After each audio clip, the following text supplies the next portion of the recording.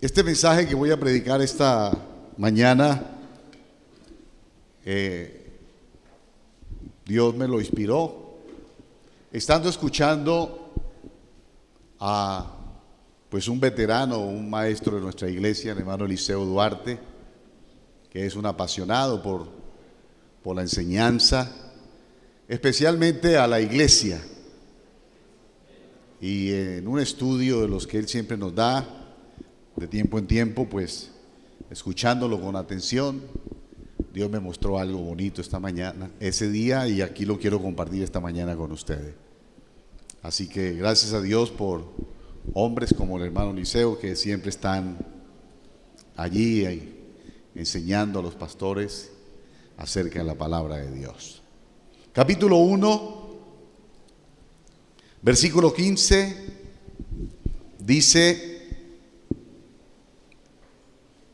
por esta causa también yo, habiendo oído de vuestra fe en el Señor Jesús y de vuestro amor para con todos los santos, no ceso de dar gracias por vosotros, haciendo memoria de vosotros en mis oraciones, para que el Dios de nuestro Señor Jesucristo, el Padre de gloria, os dé espíritu de sabiduría y de revelación en el conocimiento de Él, alumbrando los ojos de vuestro entendimiento, para que sepáis cuál es la esperanza a que Él os ha llamado y cuál es la riqueza de la gloria de su herencia en los santos, y cuál la supereminente grandeza de su poder para con nosotros los que creemos, según la operación del poder de su fuerza, la cual operó en Cristo, resucitándole de los muertos y sentándole a su diestra en los lugares celestiales,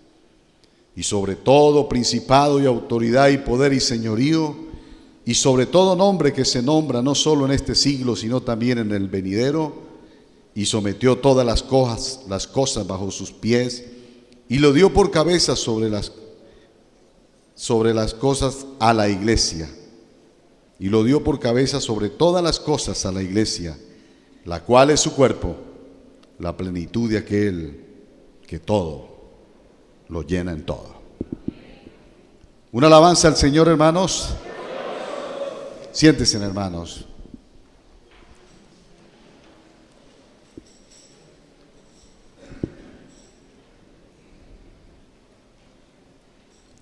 Este mensaje que Pablo dirige a la iglesia en esta carta a los Efesios, digo a la iglesia porque la carta a los Efesios está diseñada para la iglesia, que es su cuerpo. Y hay que tener en cuenta bien eso, porque al final de esa lectura Pablo nos revela algo supremamente interesante. Y la carta que él escribe a los Efesios, y en especial este pasaje, lo dirige a ella, a la iglesia, y uno tiene que pensar, si es dirigida a la iglesia, pues hombre, yo soy parte de la iglesia. Quiere decir que la carta viene dirigida a mí, que soy parte de la iglesia del Señor. De ahí que como iglesia no podemos ver el mensaje como algo generalizado, sino como algo que tiene que ver con cada uno de los que somos parte de la iglesia del Señor. Y lo que Pablo destaca aquí, en este pasaje, son en especial unos creyentes que hay en la iglesia. Y uno quisiera pensar que esos creyentes son todos, porque él destaca la clase de creyentes a los que él dirige la carta, y habla de aquellos creyentes que dice que tienen fe en el Señor, porque él dice: por esta causa también yo, habiendo oído de vuestra fe en el Señor. Amén. Y la otra característica de los creyentes al quien él dirige la carta es el amor que hay en ellos para con los santos. Esas dos características destaca Pablo en su escrito. A los creyentes que tienen fe en el Señor y a los que tienen amor por todos los santos. Gloria al Señor. Hay que subrayar, hermanos, en esta parte que Pablo menciona que él ora por esos creyentes. Y no solamente ora por ellos, sino que también da gracias a Dios por ellos. Porque es la clase de creyentes que uno como pastor quisiera tener en la iglesia. Y es la clase de creyentes, permítame decirlo de esta manera, que podrán sobrevivir a todas las dificultades a lo largo de este camino hasta llegar a la patria celestial. Se necesita realmente que durante nuestro caminar, no importa, hoy vimos bautizados unos hermanos que están empezando, gloria a Dios por eso, pero han de trasegar ese camino, el camino de la fe y el camino del amor, el camino que realmente Dios ha trazado para la iglesia. Pablo es específico. Pablo, cuando le decía, hermanos, que lo decía a nosotros como iglesia, usted se da cuenta que Pablo dirige sus escritos y con cierta dirección apunta hacia algo. No lanza las palabras, sus escritos, como a ver quién coge algo o quién escucha o a ver a quién le interesa. No, Pablo lo dirige a esa clase de creyentes.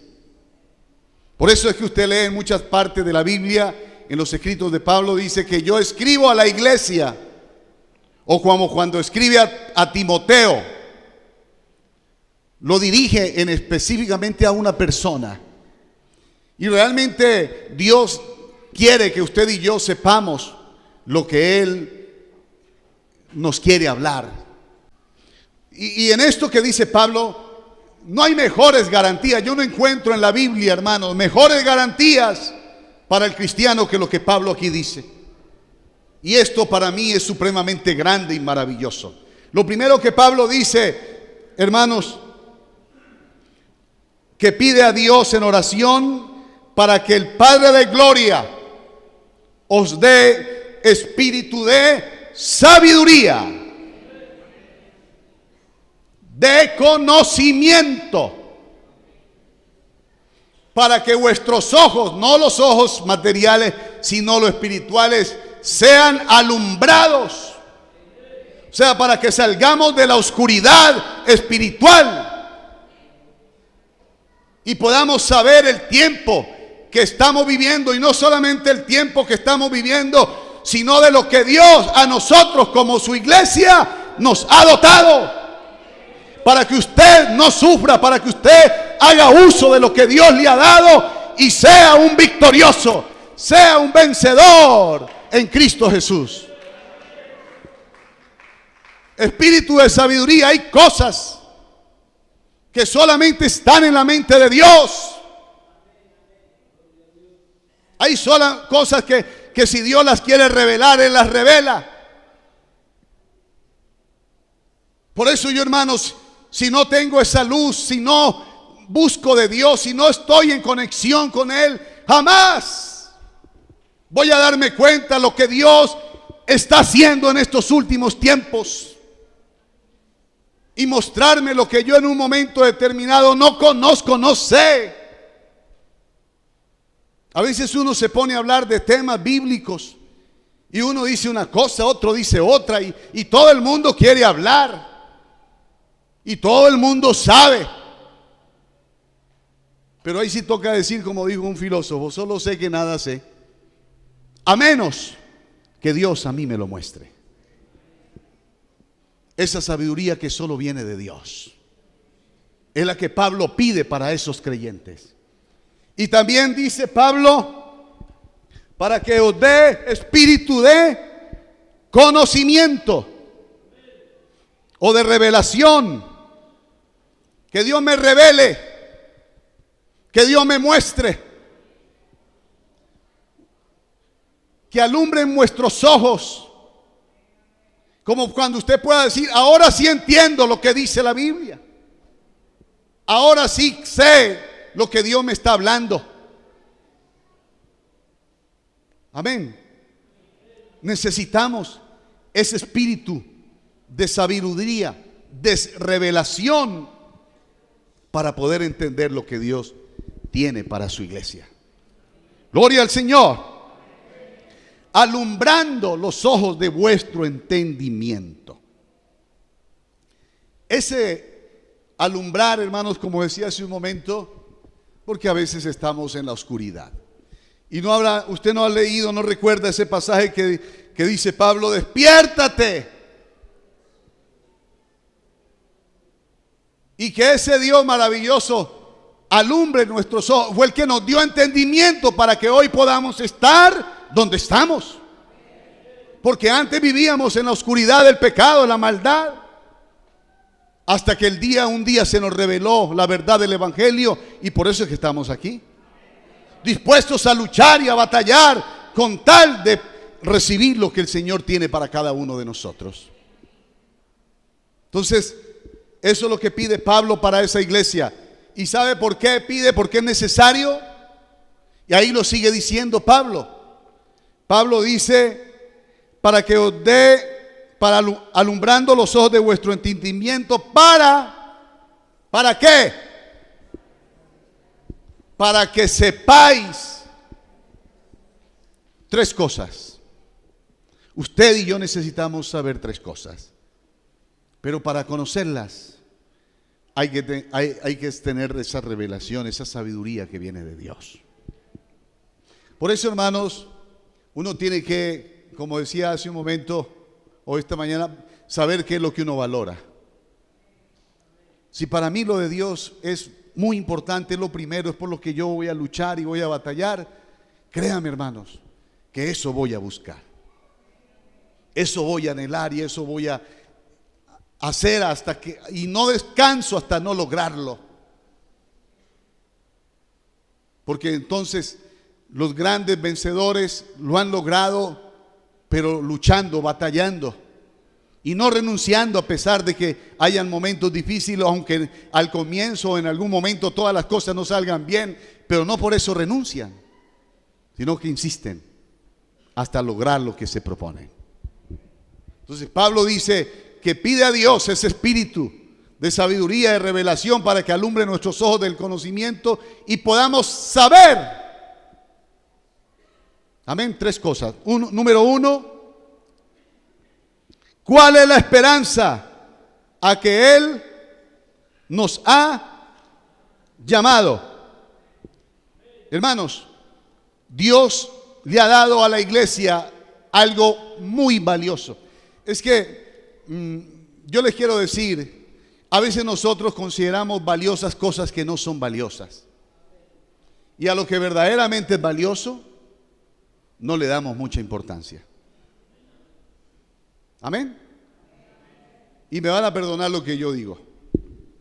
A veces es bueno predicar en iglesia donde uno no es pastor, porque uno puede decir a nadie conoce ni nada, ¿no? Pero a veces pensamos que nosotros estamos bendecidos por las cosas materiales que hemos recibido, pero estamos equivocados.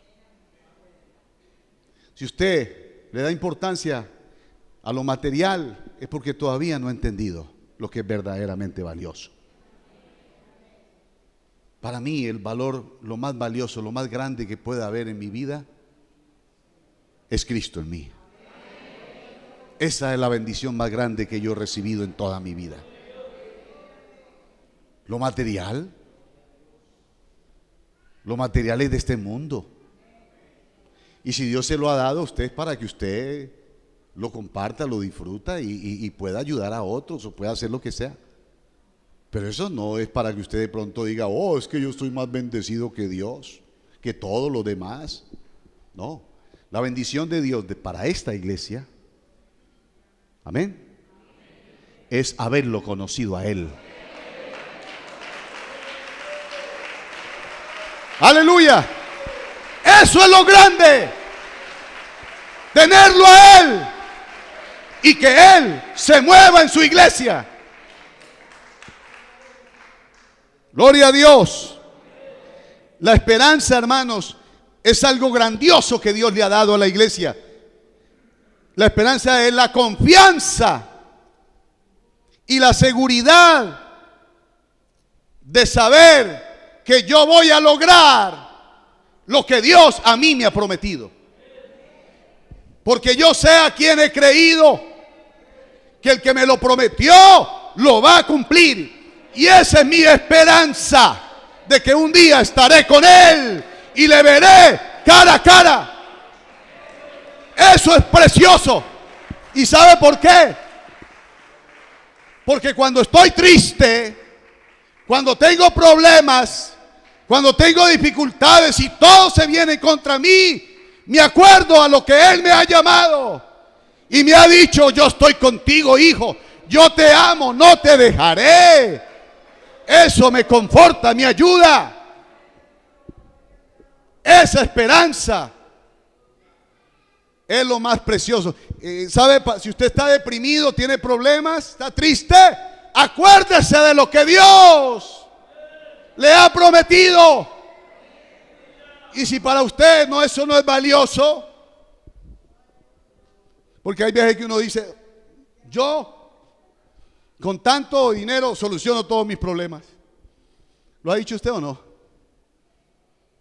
Si yo tuviera tanto, yo soluciono mis problemas ahorita. Pero los va a tener y va a seguir lo mismo. Se le van a venir otros problemas. Se le van a levantar otros gigantes. Amén. A los cuales no hay que vencer con dinero, ni con bienes, sino con el poder de Dios. La esperanza que Dios le ha dado a la iglesia es lo más grande, hermanos. Y sabe, esa esperanza es tan maravillosa que funciona en la iglesia como un filtro. ¿Sabe por qué? Porque la Biblia dice que todo aquel que tiene esta esperanza en Él, ¿qué dice? Se purifica. Si yo sé que un día me voy a encontrar con Él y estoy en pecado, me tengo que arrepentir para poder verle a Él, o si no me voy a perder. Me purifica la esperanza en Cristo, porque yo lo quiero ver, yo quiero estar con Él. Lo he dejado todo, he renunciado a todo por Él, y de eso nada me va a privar. El diablo, por ser diablo, no puede privarnos de recibir lo que Dios ha prometido. Usted tiene que demostrar lo cristiano que es, lo valiente que es para vencerlo, no importa las circunstancias. Amén. Es maravillosa la esperanza. Para que sepáis, eso es uno, usted tiene que saber eso. ¿Cuál es la riqueza de la gloria de su herencia en los santos? Subiendo a lo alto, llevó cautivo la cautividad y repartió dones. Dios ha dotado a la iglesia, no de templos, esto no tiene nada que ver, de riquezas en gloria, en lo maravilloso que es Dios, en lo que nos ha hecho a nosotros. ¿Sabe una cosa? ¿Qué dice Juan? A mí me llena eso de gozo y alegría. Cuando dice Juan: hijitos, ahora somos hijos de Dios.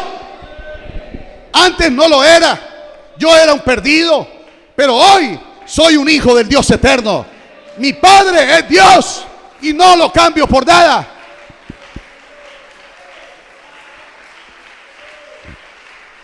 Con Él lo tengo todo.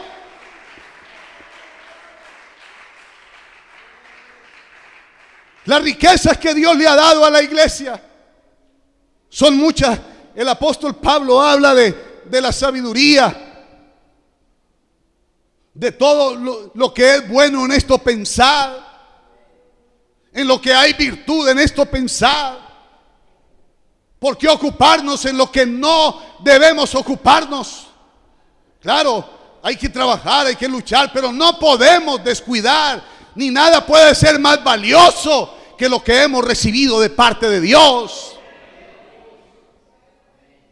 Si usted no considera eso valioso, jamás lo va a recibir. Eso le pasó al hermano de Jacob. ¿Para qué me ha de servir a mí la primogenitura? Si al fin y al cabo me he de morir. Y la vendió por un plato de lentejas. Su hermano, que sí sabía lo que era la bendición de Dios, ayudado por su madre, gloria a Dios por esas mujeres que saben lo que es valioso, lo que anhelan para sus hijos. Amén. No, yo quiero para mi hija o para mi hijo, pues no. Lo más grande es que nuestros hijos tengan a Dios en su vida. Lo demás es añadidura, hermano. ¿Sí o no? Y lo otro, la tercera cosa que me parece a mí sorprendente, hermanos. Ahí me parece que esto se sale de todo entendimiento. Ahí me parece que esto es lo máximo. O sea, cuando yo miro a esto, de lo que Dios ha dotado a la iglesia y de lo que usted y yo como hijos de Él tenemos derecho, ahí me parece esto, hermanos, hombre, algo que se sale, vuelvo y repito, de entendimiento. Por eso hay que entenderlo bajo la sabiduría y el entendimiento de Dios, porque de lo contrario nos puede pasar como Esaú, primogenitura. ¿Yo para qué eso? Pero el que ha entendido, el que sabe, el que valora lo de Dios, dice: wow, esto es muy grande, esto es maravilloso, vale la pena. Y sobre todo no es tanto eso, sino también decir: qué Dios tan maravilloso, qué Dios tan sorprendente. O sea, Dios todos los días nos puede sorprender con cosas grandes y maravillosas. Y a mí me sorprende con estos, y le voy a leer para que usted entienda. Y como la tercera cosa dice: ¿y cuál? ¿Y cuál? La supereminente. Fíjense que pone supereminente. Lo dignifica, le da un lugar alto. ¿Qué es lo que a veces, vuelvo y repito, y perdóneme que insista tanto, qué es lo que nos falta a nosotros? Darle lugar a Dios que Él se merece. ¿Cuál la supereminente grandeza de su poder? O sea, hablamos de la grandeza del poder de Dios. ¿Cuál es esa grandeza? Dice: para con nosotros los que creemos. Quiere decir que ese poder grande, maravilloso, supereminente, grande, que no hay nada que se compare, Dios se lo ha dado a usted y a mí. Nos lo ha dado a la iglesia. Y Pablo no termina ahí. Sigue diciendo: según la operación del poder de su fuerza. O sea, esa grandeza es un poder que opera, que se mueve, que continuamente está ahí operando. No para. Como para que usted diga: uy, ¿hoy qué voy a hacer? Hoy es domingo, voy a ir al culto. No. El poder que opera en su vida siempre lo va a mantener despierto, alerta, atento a Dios. Y donde quiera que usted pueda decir: gloria a Dios, Señor maravilloso, lo va a decir, porque el poder de Dios está ahí. Muévase, muévase, muévase. Y cada que haya un problema, una tentación, algo, ahí está el poder diciéndole: tú eres mi hijo, yo soy tu Dios. Opera ese poder, el poder de Dios, de la fuerza de Dios. ¿Sabe cuál es el mismo poder que Dios le ha dado? Atérrese, sorpréndase, hermano, en esta mañana. Dice, ese poder de su fuerza, la cual operó en Cristo, resucitándolo de los muertos y sentándolo a su diestra en los lugares celestiales. Quiere decir que el mismo poder que levantó a Cristo de los muertos, ese mismo poder opera en mi vida, hermanos. ¡Wow! Eso es maravilloso.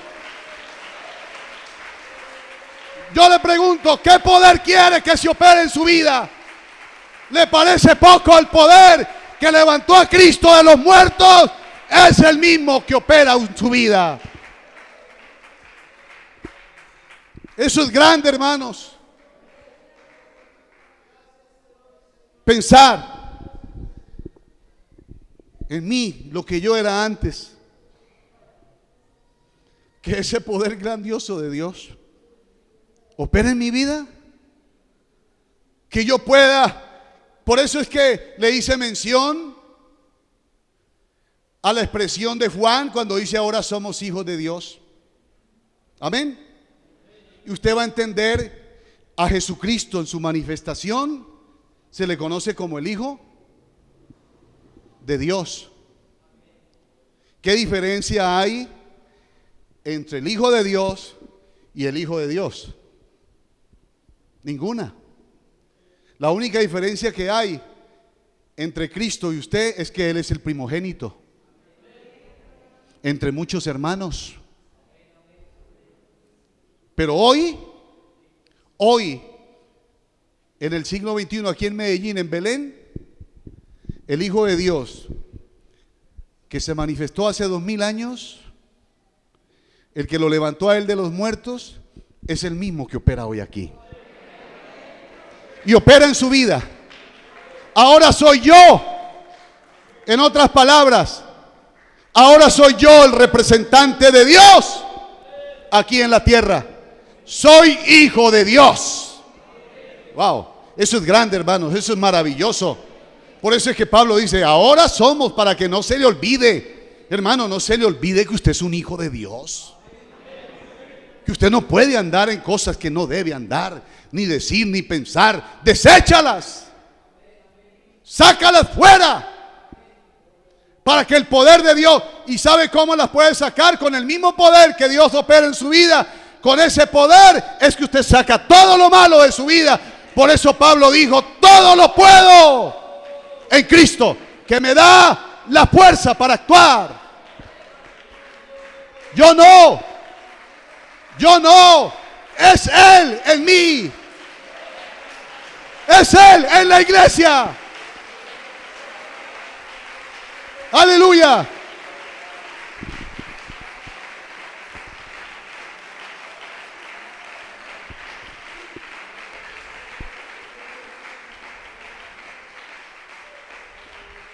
Cristo es el poder de Dios. Él es la fuente duradera de poder divino que hoy se halla disponible para la iglesia. En la acción de Cristo, en el movimiento de Cristo, esa fe activa de que tanto se va a hablar aquí, no es otra cosa que el poder de Dios operando. Por eso es que Pablo da gracias a Dios por esa clase de hermanos que han entendido que hay que luchar, que hay que batallar, que hay que venir al culto, que hay que leer la Biblia, que hay que buscar a Dios, que hay que enfrentar los problemas, que hay que ser valiente, no importa la adversidad. Se necesitan hoy esa clase de cristianos para que un día podamos estar con Él por la eternidad.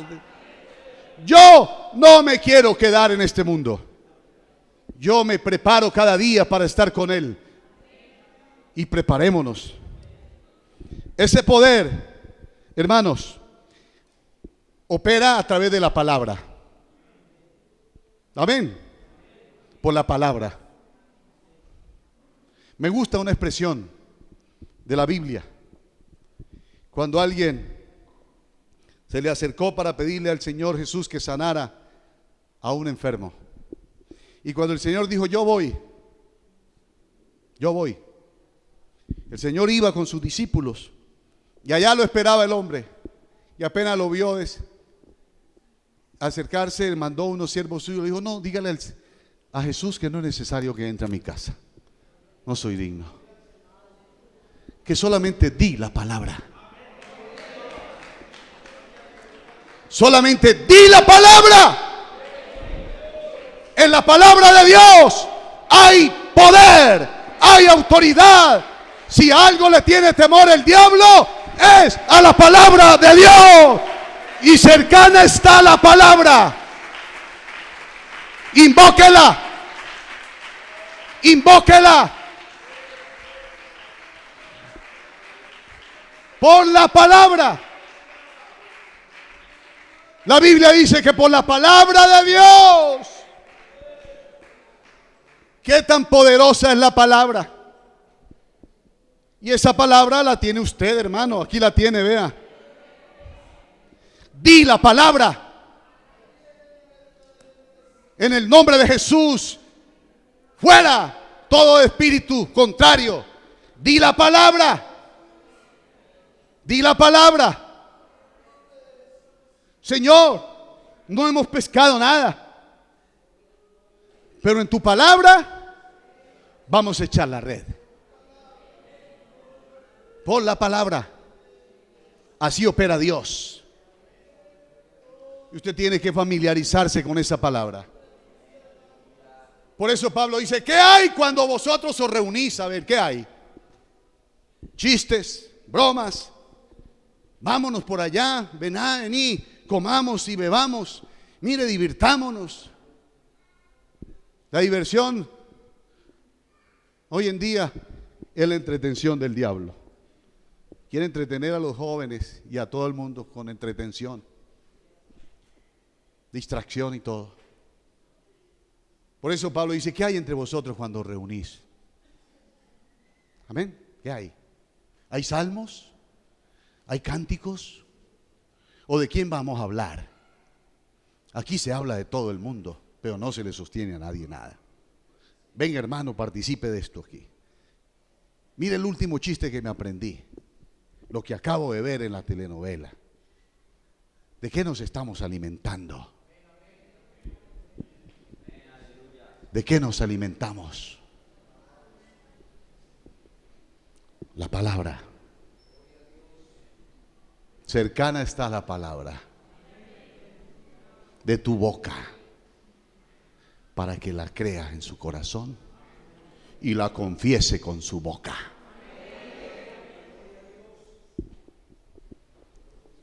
Y también opera ese poder a través del Espíritu Santo. Amén, que es lo mismo.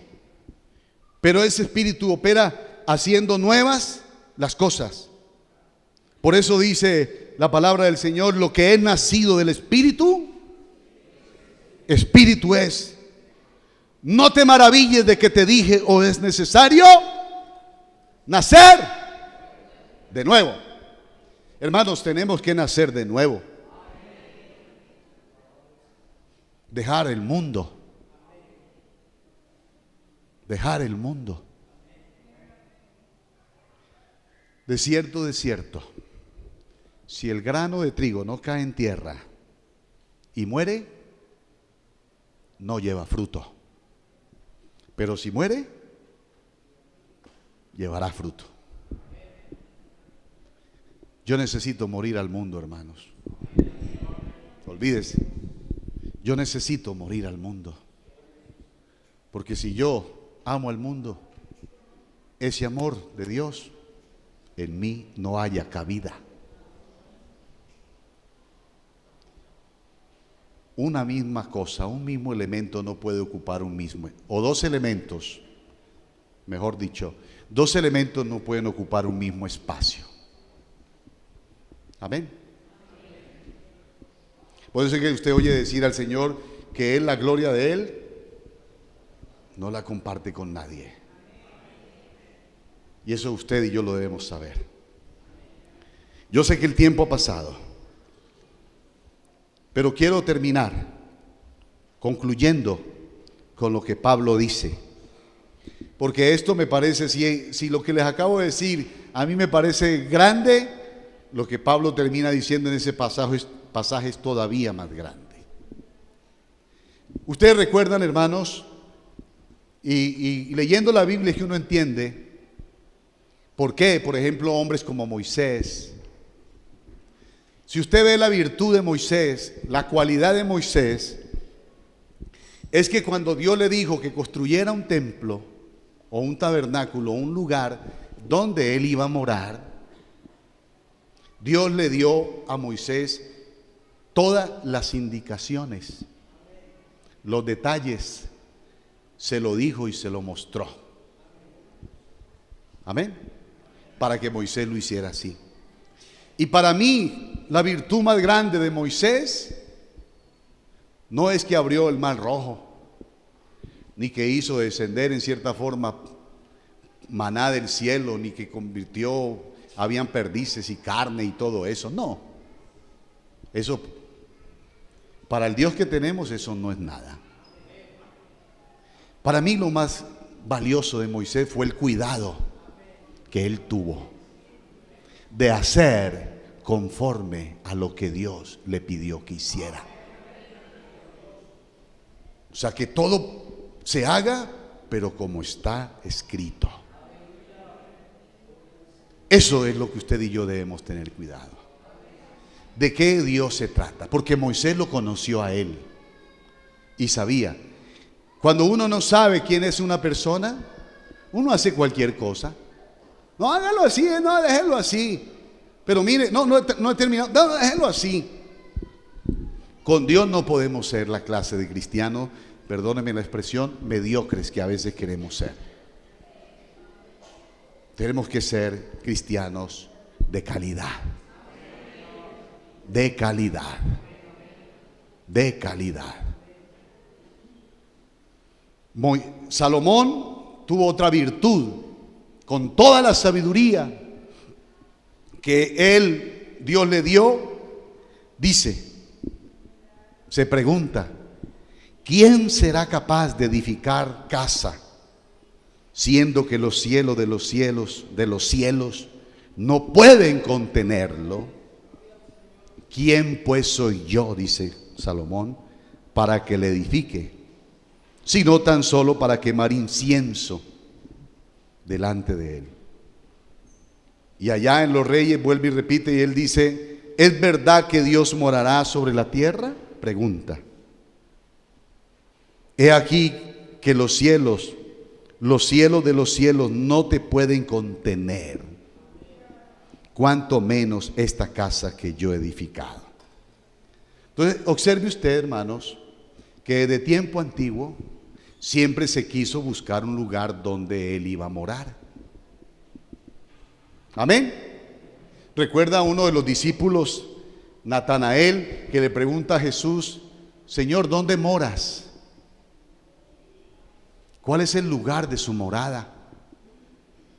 Amén. Dios tiene que tener un lugar. Porque Moisés, ese tabernáculo se acabó. El templo de Salomón, él reconoció que no era suficiente para ese Dios tan grande. Ahora, ¿cuál es el lugar de la morada de Dios? ¿Cuál es el lugar de la morada? Yo quiero terminar diciéndole dónde está ese lugar. Por eso dice la Biblia en Hebreos, mas me preparaste cuerpo. He aquí que vengo, Dios, para hacer tu voluntad, como en el rollo del libro está escrito de mí, Hebreos 10.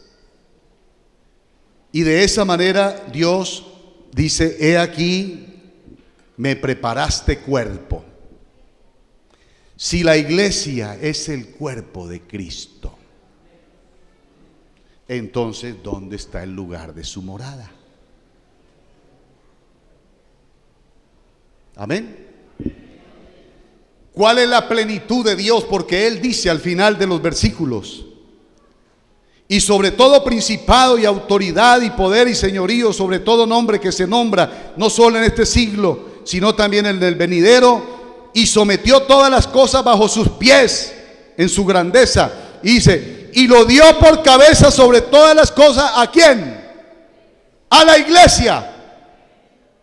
Lo dio todo a la iglesia, la cual, la iglesia, es su cuerpo, la plenitud de aquel que todo lo llena en todo. Quiere decir, hermanos, que el lugar de Dios, la plenitud de Dios, que es lo más grande en su expresión, Él lo hace o lo llena a través de la iglesia. Por eso es que la iglesia tiene que ser santa, limpia, sin mancha y sin arruga, porque es el lugar de la morada de Dios. Aleluya. Pablo dijo, nosotros somos el templo de Dios. El templo de Dios para estos últimos tiempos, o para el tiempo de la gracia, es la iglesia. Y usted, hermano, tiene que entender eso. Eso es maravilloso. La plenitud de Dios, el que todo lo llena, el Dios creador de todo el universo, encontró un lugar. Él se preparó un lugar donde morar y donde mostrar su grandeza. Y ese lugar es la iglesia del Señor. Esté de pie, hermanos. Aleluya. Por eso es que la Biblia dice, toda la plenitud de Dios habita en ¿quién? Corporalmente. Quiere decir en algo real, o sea, algo que se puede palpar. La grandeza de Dios habita corporalmente, o habitó corporalmente ¿en quién? En Cristo. Ese cuerpo de Cristo, que es la iglesia, es hoy el lugar de su morada. Amén. Usted y yo somos templo de ese Dios maravilloso. ¿Cómo tiene que ser mi vida para que ese Dios grande y sublime sea glorificado en mi vida? No puede ser cualquier clase de templo. Amén. Dios le plació escogerlo a usted y a mí para que fuéramos esa plenitud de Dios. Yo quiero que levante usted sus manos y le dé gracias a Dios por eso.